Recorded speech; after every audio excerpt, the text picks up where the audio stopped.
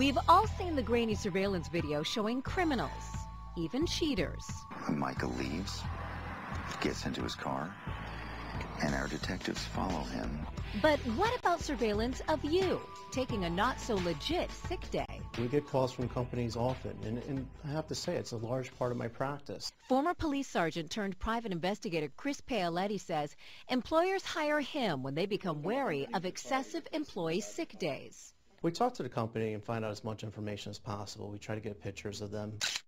We also find out what kind of car they drive, where they live, and then we go and find a good place to set up on the house where we could be far enough away, but we have really good cameras that we could zoom in very far. So don't bother looking over your shoulder to see if those cameras are rolling. You'll likely never know you're being tracked.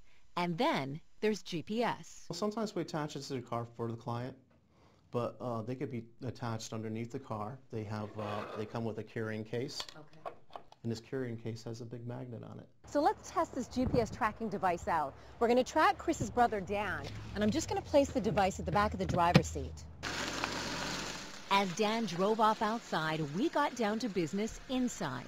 We're going to log into that particular unit, and we're going to want to see where Dan is. That was fast. He came right up. You'll see it jump from place to place, updates like about that. every 5 to 10 seconds. Okay, so he's on the move now. And he's heading back towards Main Street. We watched Dan drive down the street, stop in at a restaurant, and then walk the GPS device right back into the office. He's walking in with the unit right now. Oh, and here we go. But what about out of state?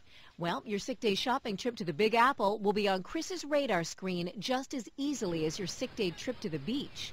And don't think you can beat the system by remembering who they are. We'll change faces, so we'll change our clothes sometimes. Sometimes we'll have a jacket on and then a hoodie, and we'll take the hoodie off and we'll have a white shirt on with a tie. Starting to reconsider your not-so-sick day plans might be wise.